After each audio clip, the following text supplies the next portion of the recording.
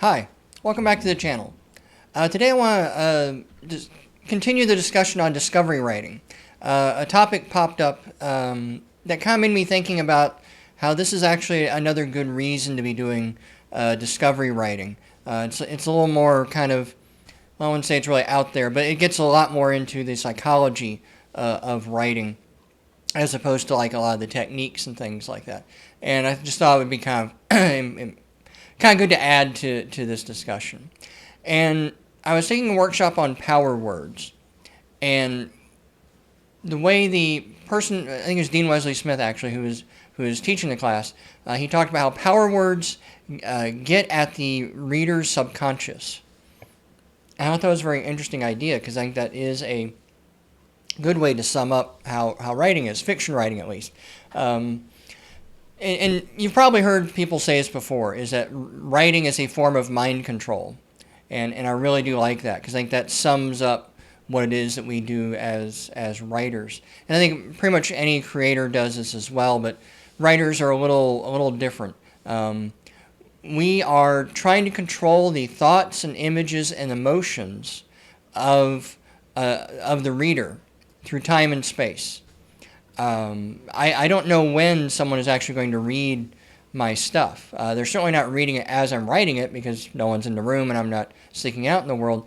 And so they don't read it until I release it.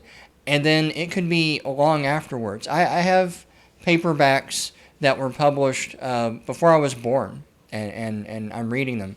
I'm reading through The Body Snatchers, which will be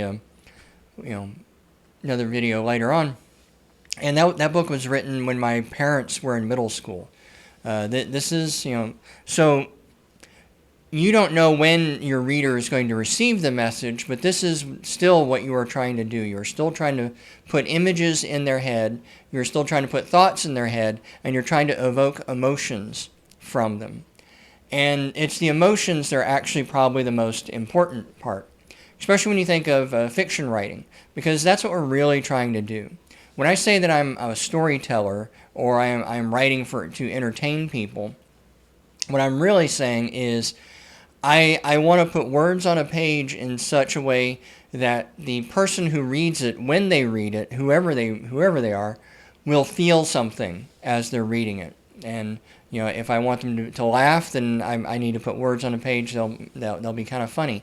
Maybe I want them to be afraid, or I want them to be excited, or I want them to cry tears of joy, or whatever it is. That's really what we're trying to get at. If your writing isn't evoking emotions, then you're probably not really that entertaining. People still might read it because it's kind of cool to pass the time, but what they really want to do is get sucked into that story, and that involves being able to see enough of what's going on, to visualize the characters, to imagine what they're saying and what they're doing, but also the whole time is to feel something as it's going on. Those are the characters that we tend to remember the most, as the ones who make us feel something. And so now we have to get into the psychology of, well, what are feelings? And the hard part is feelings are not directly controlled by you, the writer, or even by the reader themselves. We can't choose how we feel. I have to tell this to a lot of my clients all the time, is that if we could choose our feelings, everybody just choose happy 24/7. Why would you ever choose to be sad, or choose to be angry, or choose to be afraid?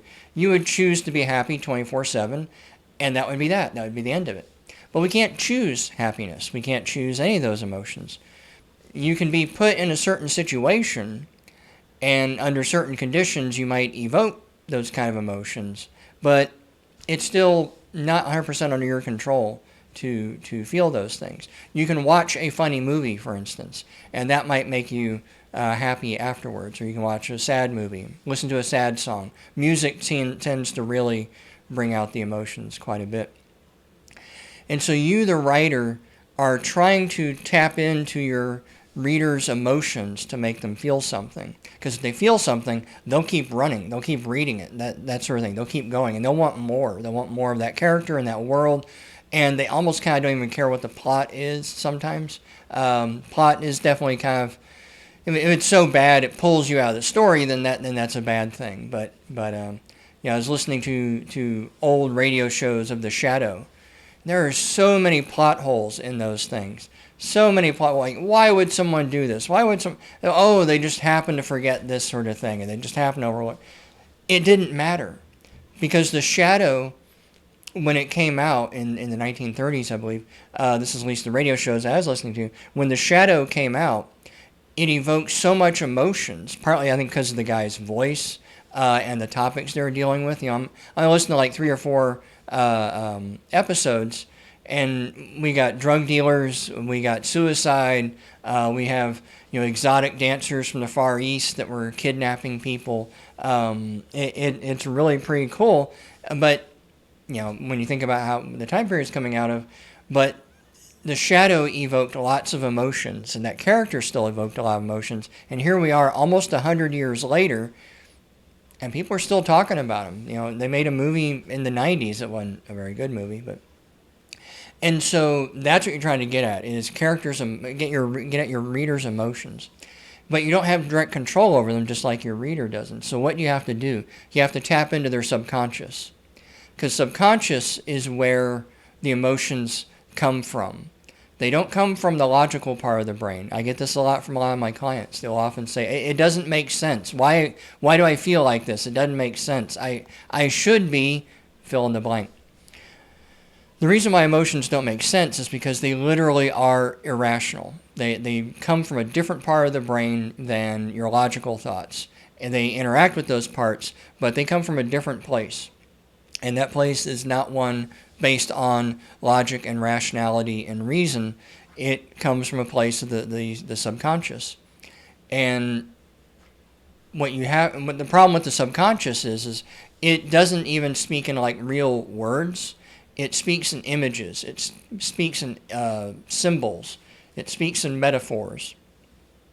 For instance, I can say, no matter how much you tell people something, they probably won't listen and act on it anyway.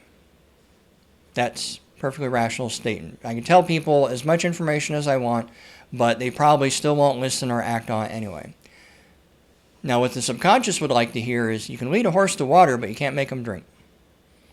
That's how our subconscious speaks. That doesn't make any sense. You can lead a horse to water, but you can't make them drink. What the hell's a horse? What does water got to do with anything? But our subconscious likes that. It speaks in metaphors. It speaks in these sort of little colloquialisms and that sort of thing. You sound like a broken record. Similes, this sort of stuff. That's why the power of metaphors and similes in writing are so powerful, is because that's how you get to your client's emotions. That's how you get to their subconscious. You leapfrog over this logical part of our brain, and you get to something deeper that they feel and evoke. And so what all of this has to do with the subconscious is that, do with discovery writing, is if you want to tap into your reader's subconscious, you have to tap into your subconscious. You have to be okay with kind of going with an intuitive style of writing where you yourself logically don't know where this is going. You don't know why you had this character say this thing in this scene, because that doesn't make any sense. It just seems to come out of nowhere. And in some ways you could say it did. But what it is that's your subconscious saying, no, I've got a plan. I have a whole story. I have a whole metaphor in mind. And I have a theme going on that if you just trust me and let me run with it, I'll give you what you want. And then that, by you tapping into your subconscious, makes it easier to tap into your reader's subconscious. You're speaking to, the subconscious to the subconscious, which will probably be the title of this video, or, something like that. But that's what you're trying to get at, is your subconscious talking to their subconscious. But if you are outlining things and diagramming things and feeling like you've got the whole thing plotted out from start to finish, well, at that point, you're just typing. You're not really tapping into your subconscious anymore. What you're really doing is the words on the page are there to kind of fulfill some sort of outlining scheme, some 3-point plot structure or something else like that. Those plot structures are probably going to be there anyway, because your subconscious isn't stupid. It's been reading stories. You've probably actually had stories read to you as a child, so you probably have been taking in story and story structure since probably since before you could speak. Remember, we tend to understand language before we actually can speak it. So toddlers understand a lot of what's going on around them. They may not be able to vocalize the words, but they can understand it. I think that's part of the reason why toddlers have those terrible twos, is that pure frustration of they know what they want to get out, they just don't know the words and the vocabulary yet, and that sort of thing. It's sort of like if you live in a foreign country, you might find that you can kind of follow other people's conversations, but you can't join in. It's that same sort of thing. And you take that in as a child, and so by the time you get to be an adult and you're actually writing, your subconscious already knows about story structure and plots and outlines and all this other stuff and the different beats and that sort of thing. If you just kind of get out of its way and just let it go, you'll see what happens. And this is also where truly different styles of writing and truly different stuff starts to come out, is because if you sit down and try and do it logically, what your logical brain will want to do is go with what it already knows. And what it knows is very sort of cookie cutter, very categorical, very well understood. Whereas if you try and get at your subconscious, then you're getting in the realm of where you will make these sort of leaps and jumps because logic doesn't matter anymore. So how you get from A to F no longer matters. We don't care about B, C, D, or E. We just know A to F works, and we'll just go there.